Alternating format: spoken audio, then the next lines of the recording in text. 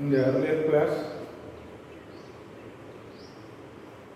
I have explained the concept of entropy,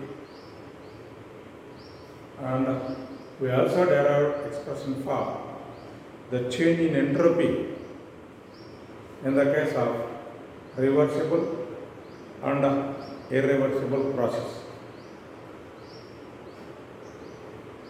I said that in the case of reversible process, the entropy of the system is constant and does not change.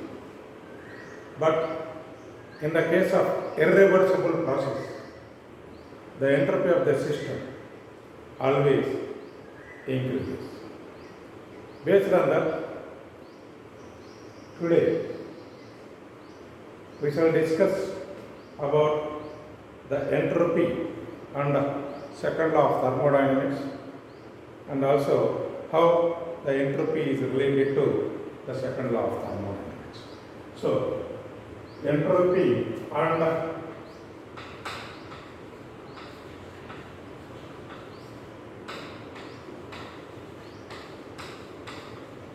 second law of thermodynamics.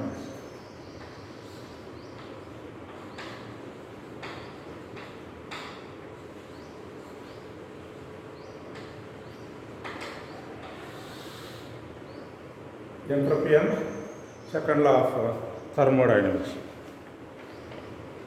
So, in thermodynamics, all processes are either reversible or irreversible.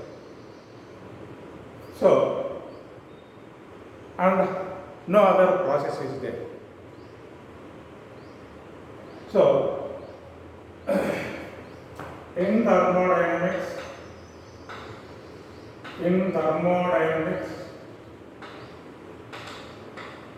all processes are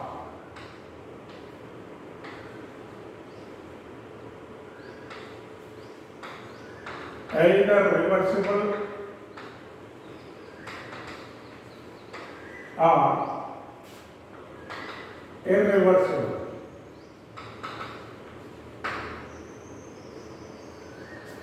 And in the earlier class, we have derived that in reversible processes, the entropy is constant, does not change. So, in reversible process, entropy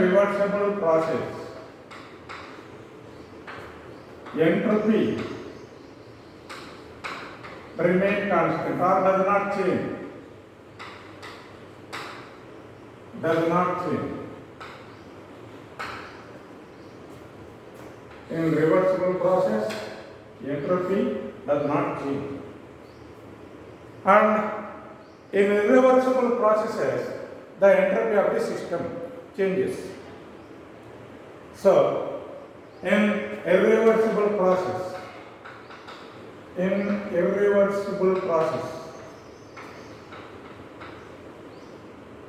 entropy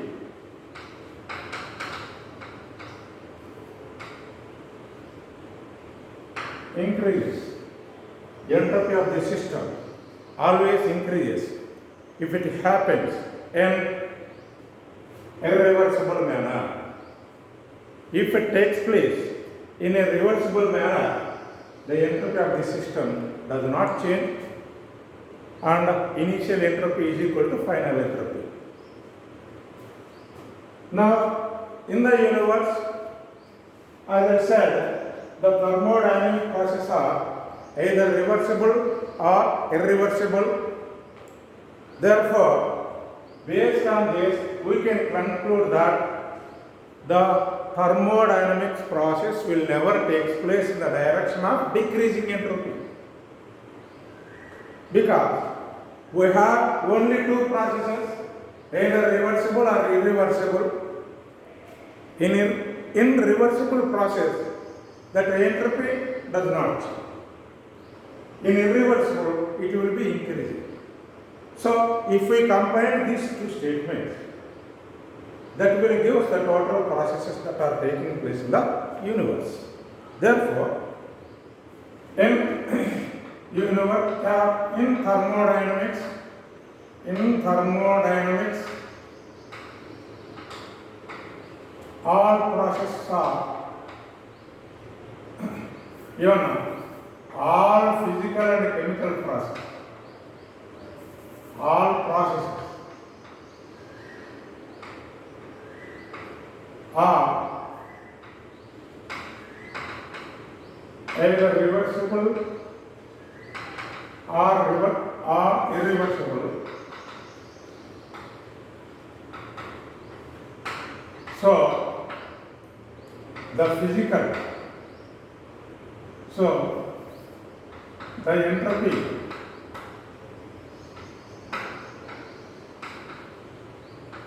always increases. It will never decrease. So, based on this explanation, we can conclude that all physical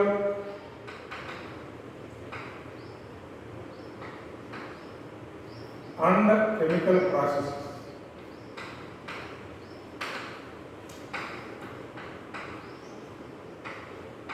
in thermodynamics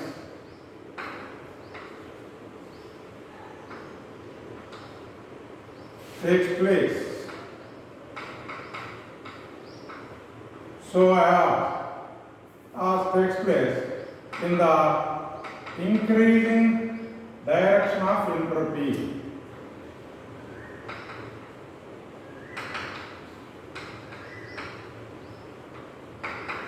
So all physical and chemical processes in the universe itself takes place or occurs so as to increase the entropy of the system. Entropy will be either increasing or remaining constant. So no process in the universe takes place in the direction of decreasing entropy. Entropy will never decrease. This is called as second law of thermodynamics. We can also state second law of thermodynamics in this manner also. It will give the direction of thermodynamic process. In which direction thermodynamics process takes place? In the direction of increasing entropy. In the direction of increasing entropy. So, let a system having initial entropy S1, let it absorb heat energy dQ at a temperature T and the changes into final state for which final state having final entropy S2. Therefore, change in entropy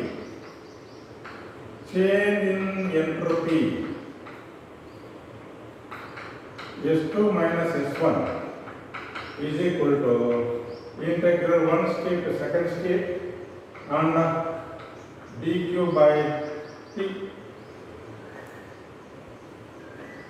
Or in other way, if two thermodynamics process systems, first system and second system, are very close to each other, if the processes are very close to each other,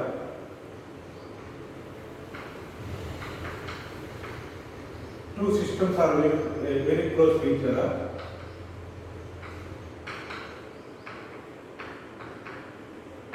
then S2 minus S1 can be written as ds. Therefore, ds is equal to dq by t, because these systems are polar, we are removing integration sigma. Therefore, or in another way, this is or another way, or dq is equal to tds. This is nothing but second law of thermodynamics.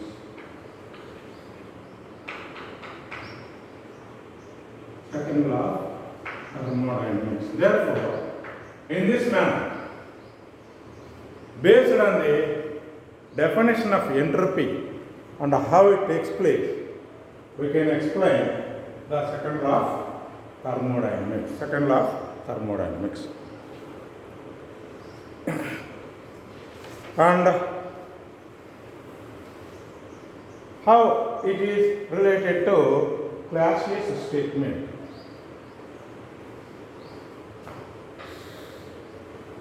Let us see how the second law is related to Clausius statement.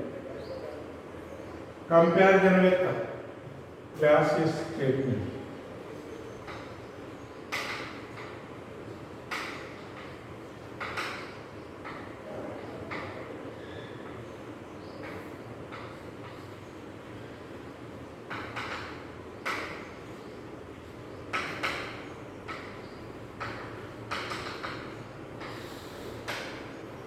According to Clausius statement, heat energy does not transfer from a body of lower temperature to a body of higher temperature without doing any work. Therefore, according to Clausius statement, according to Clausius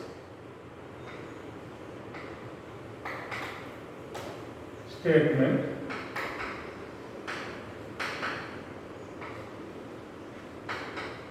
heat does not flow from a body of a system of low temperature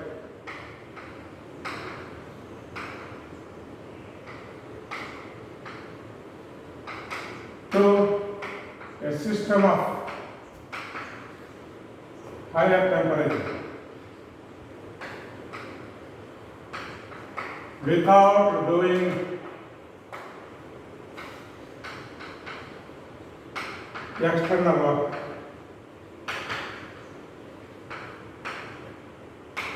This is the statement given by Clausius in the second law of thermodynamics. Heat does not flow from a body or system of lower temperature to higher temperature without doing any external work. That means heat does not flow by itself from a cold body to hot body.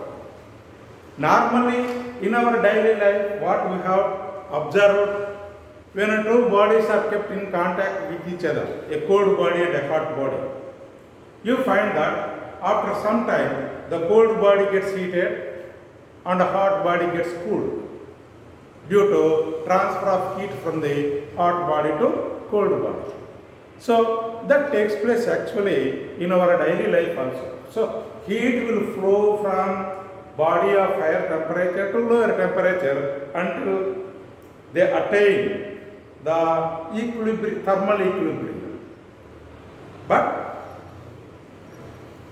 Clausius told that the reverse process does not, converse is not true. Heat does not flow from body of lower temperature to higher temperature without doing any work. So, let a quantity of heat, say, let a quantity of heat Q is absorbed from the lower temperature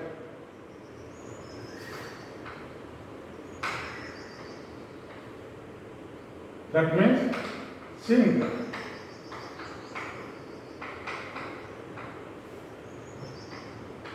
And transfer to source at a higher temperature.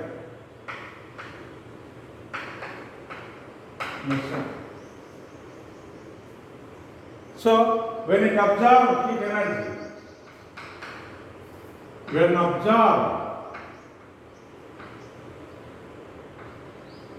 heat Q at a lower temperature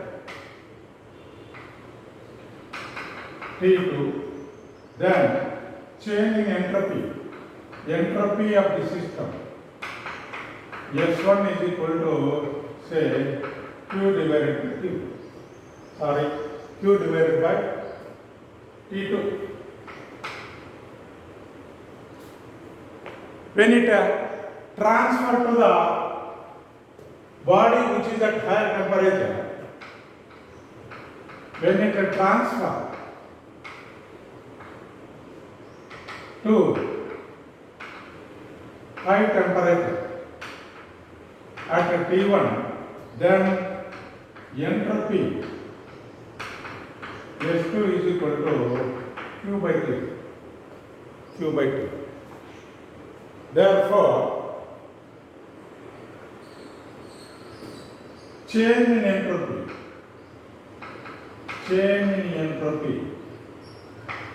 ds is equal to S2 minus S1, that is equal to Q by Q2 minus Q by Q. So, since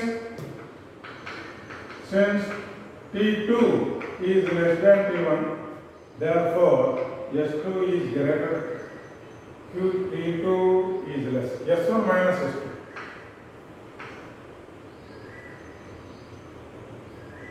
S1 is Q by, sorry.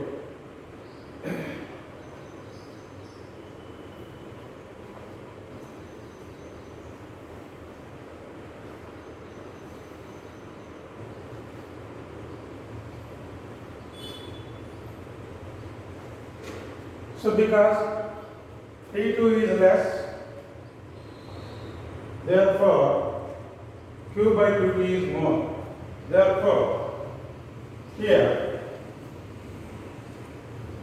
Q by T2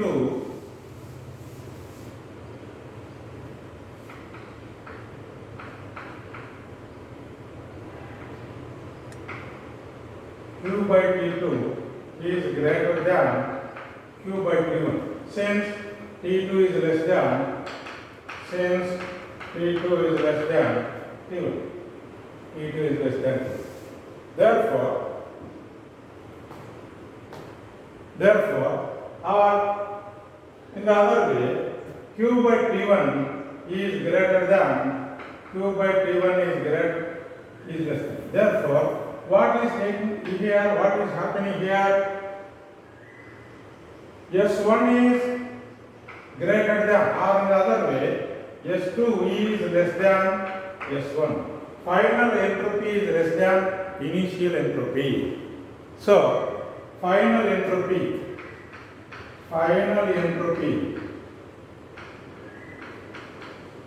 is less than initial entropy. That means the process takes place in the direction of decreasing entropy, which is impossible. So, which is impossible.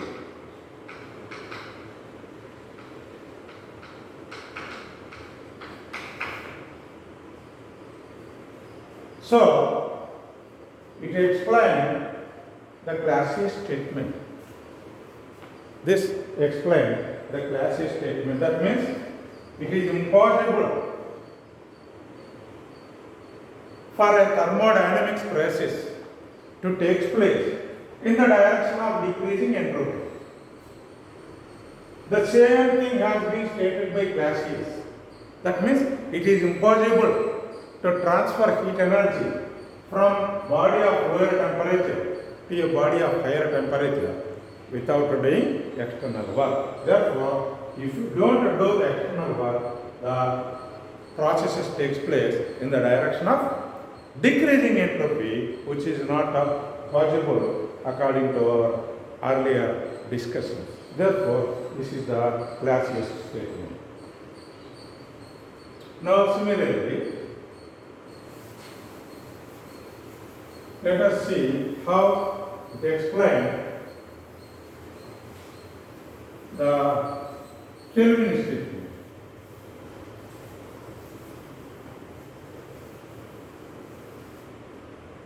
Comparison with the Kelvin statement.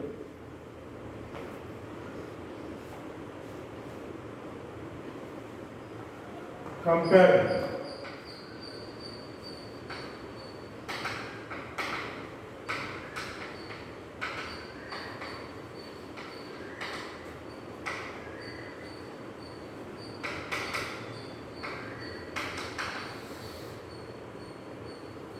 According to Kelvin,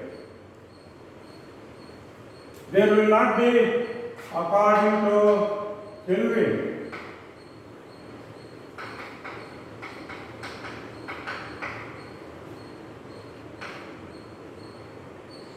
there cannot be a perfect engine, perfect heat engine,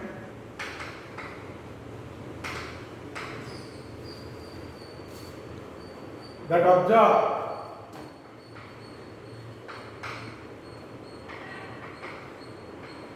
that can convert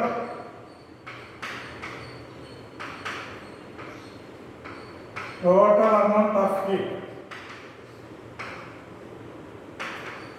absorbed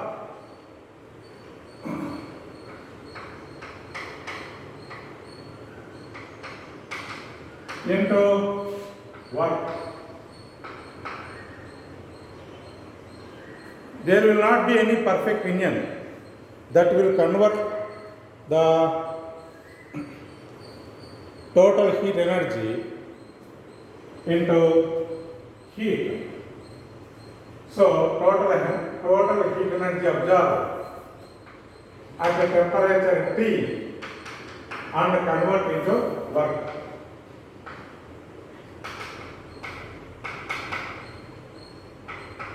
That means the engine is not perfect, it will not convert total amount of heat into work according to this statement.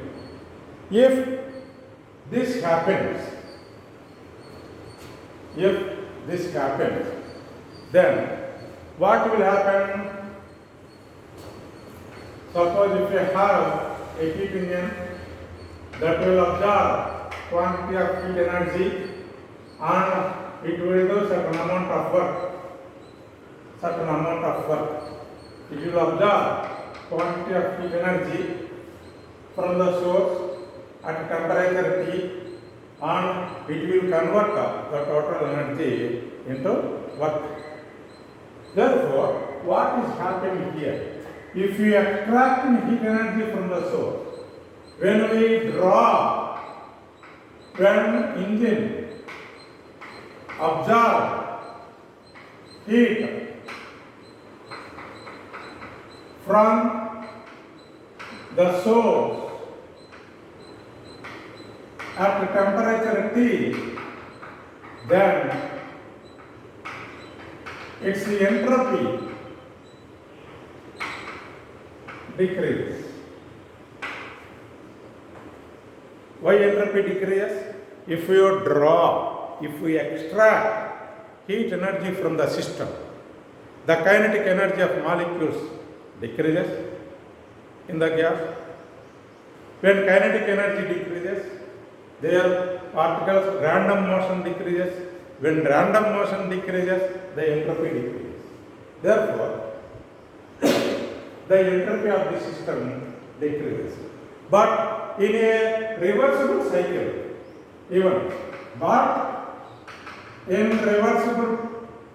in cyclic process, in cyclic process. What do you mean by cyclic process? If the process takes place in a cycle and reaches to the initial state after attaining intermediate states, then it is said to be in a cyclic process. In a cyclic process, initial state coincide with the final state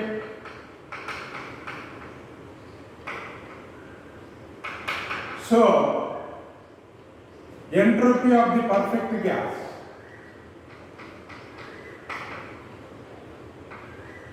does not change.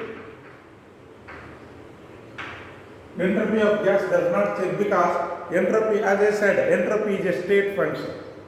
It depends on initial and final states. It is not a path function. So, if the process reaches the same initial state, final state and initial state coincides, then their entropy does not change. Therefore, for a process, when it absorbs heat energy, entropy of the system decreases. For a perfect gas, entropy remains constant. Therefore, these two takes place in the case of a perfect engine. So, in a perfect engine, so for a perfect engine,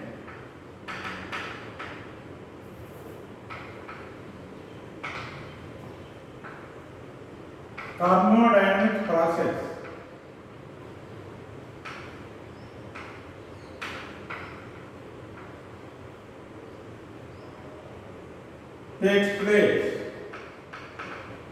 taking place in direction of decreasing it.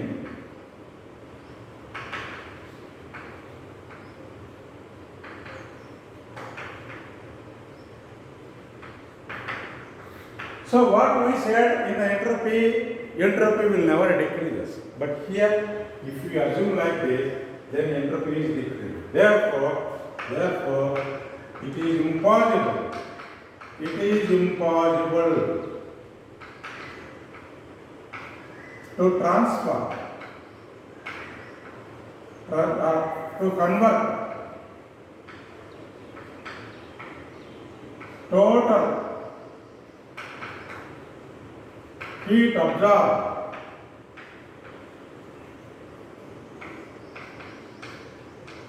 by the engine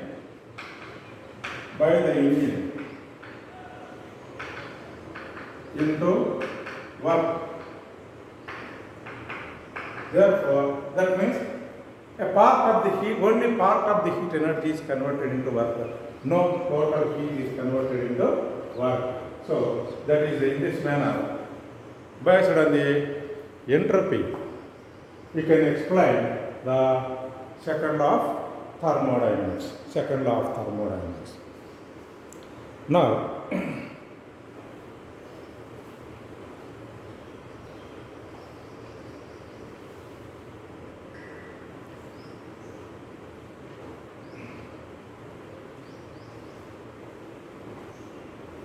yes, we can calculate the efficiency of the Carnot engine based on the entropy. So, we can have TS diagram. By using this TS diagram, we can calculate derivation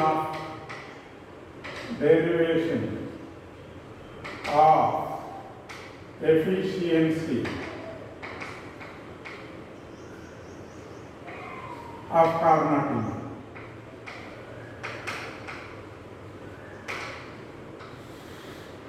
By using that TS diagram. So, when a graph plotted between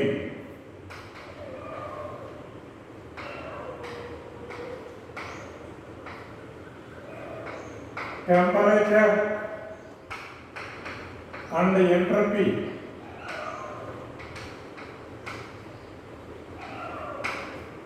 of the system is called PS diagram.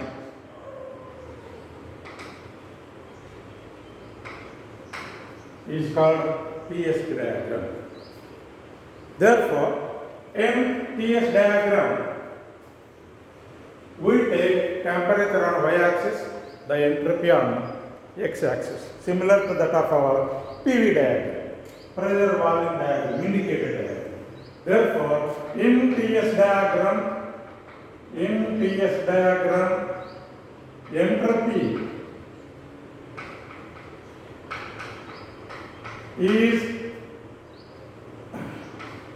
taken on x-axis and corresponding temperature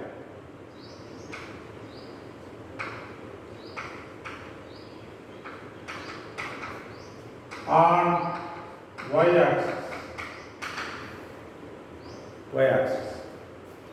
So, how we have got this say PV diagram? Say this is the pressure volume diagram. Therefore, here pressure is taken on y-axis and corresponding volume on x-axis. When a graph is plotted, we have got like this: isothermal expansion, adiabatic compression, adiabatic expansion, again isothermal compression, and again adiabatic compression.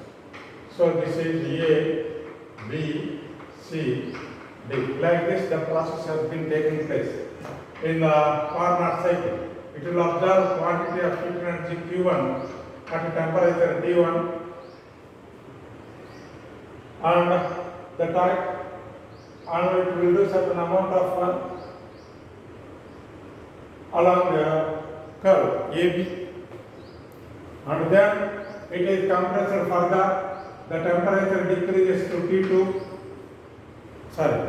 increases to T2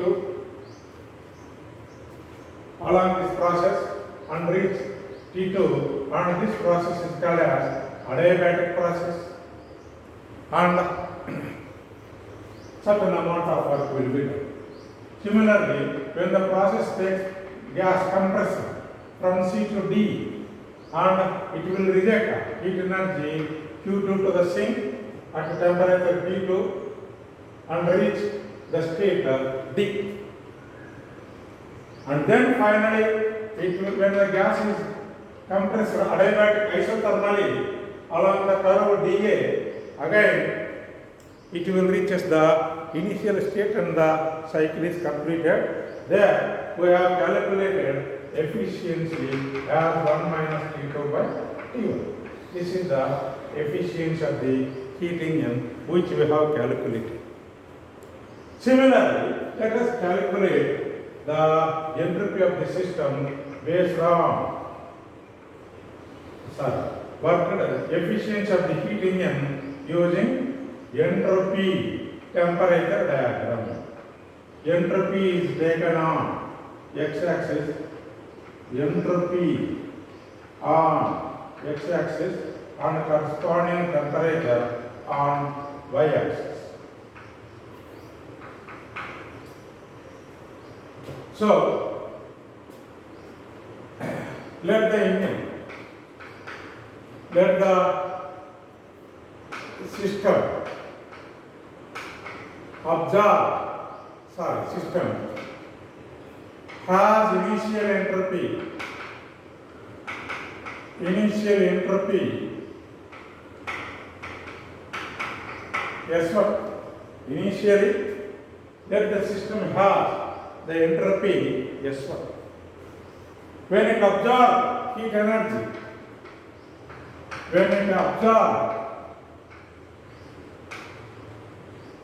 heat Q1 from the source at temperature T1 and expanded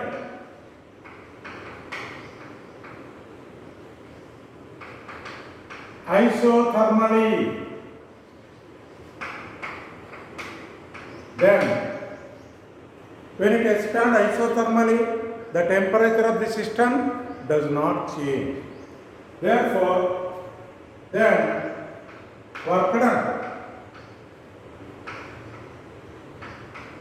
W1 is equal to quantity of heat energy absorbed.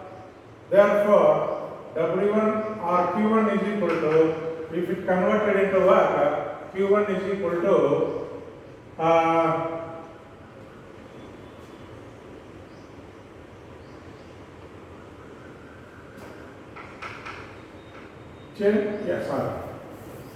change in entropy. Then change in entropy is then that is equal to Q1.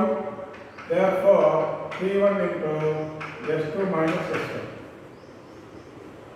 Work done is equal to quantity of heat energy absorbed.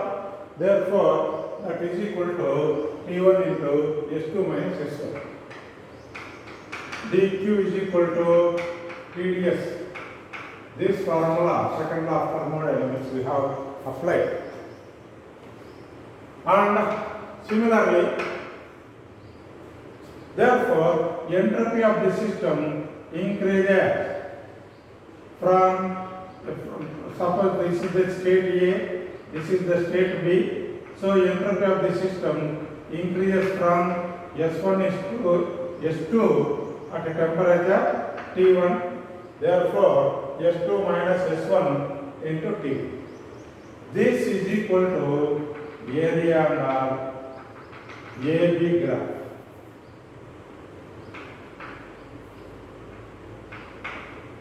AB line, area under AB line, or another way, AB EF. EF. This is equal to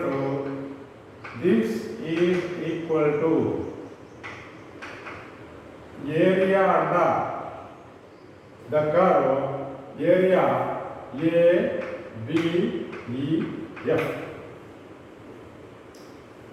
Similarly,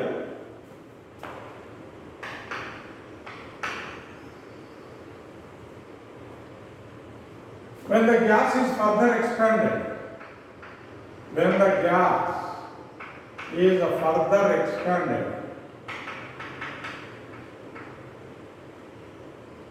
adiabatically from T1 to T2, temperature T1 to T2.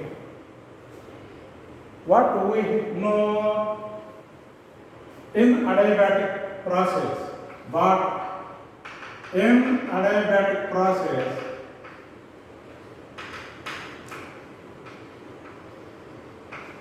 change in entropy S2 minus S1 is equal to 0. So work done is also 0.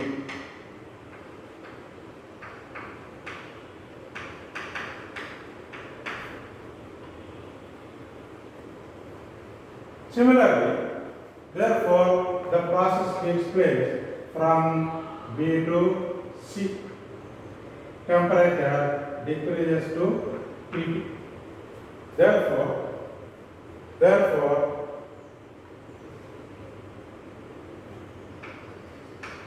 along BC. So you need not calculate work during the adiabatic process because it is 0 in all adiabatic processes. Change in entropy is 0, therefore change in heat energy is also 0. Change in heat energy is 0. Work done is 0. Now let the gas is compressed from compression isothermally, so that isothermally at a temperature T2. Then entropy changes from here it is entropy S2, again it will changes to S1 when it reaches to D.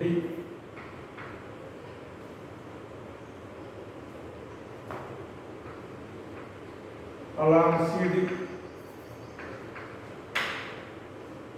entropy changes from S1 to S2 to S1.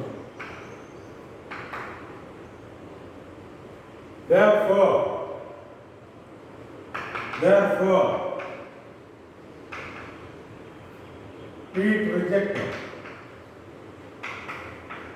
Q2 is equal to T2 into S2 minus S1.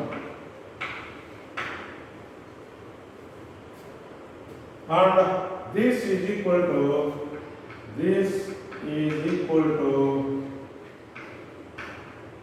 area, say DCEF, this area.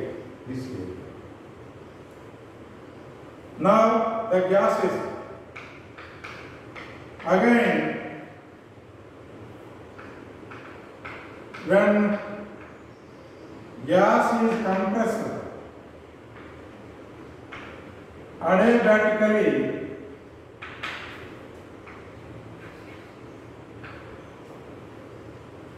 no change in heat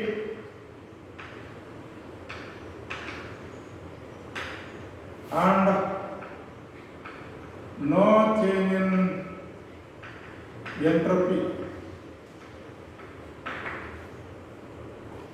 Therefore, efficiency of the engine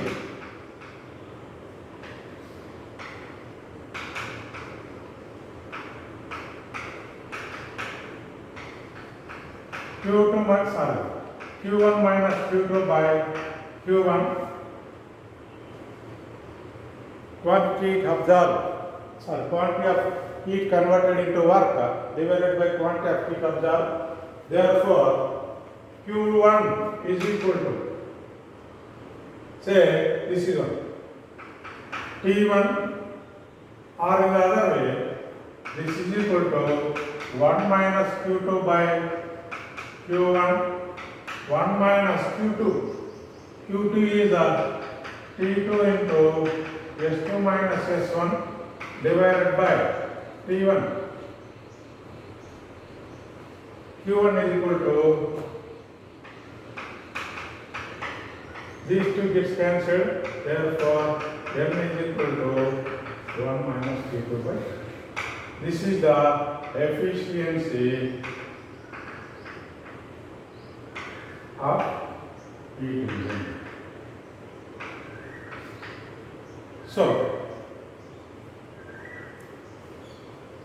this is equal to this. So, this total work done is equal to area under AB, CD. Q2 minus Q1 minus Q2 is equal to area under AB, CD curve. Now, in this manner, we can plot TS diagram similar to that of the PV diagram. Now we have calculated the expression for the efficiency of heat engine by using our TS diagram. So this is the another way of calculating the entropy of any heat engine. Now, what is the uses of TS diagram?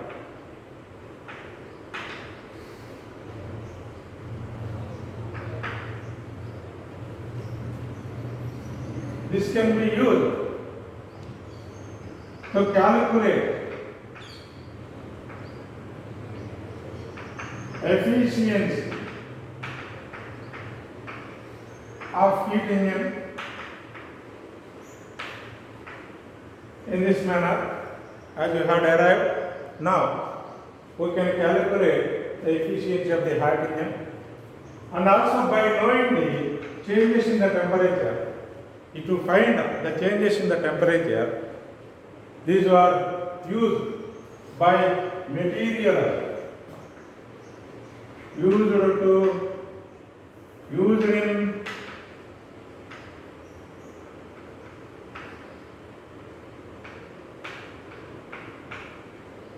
meteorological departments to know the weather conditions.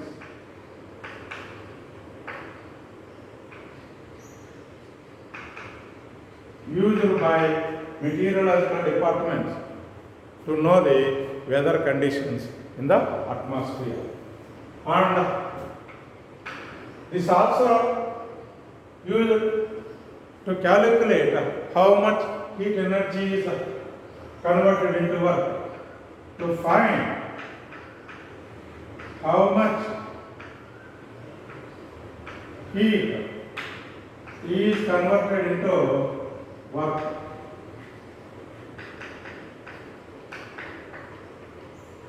And it can also be used to know the defects in the heat engine. If the efficiency changes, then there are certain defects. So to find defects in the heat engine.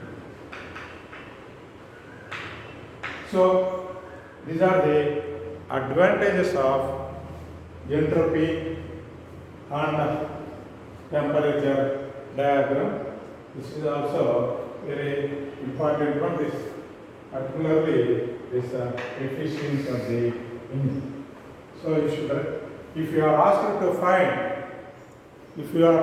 to derive expression for efficiency of the Carnot engine using TS diagram, you should write all these things up to here. So that is it.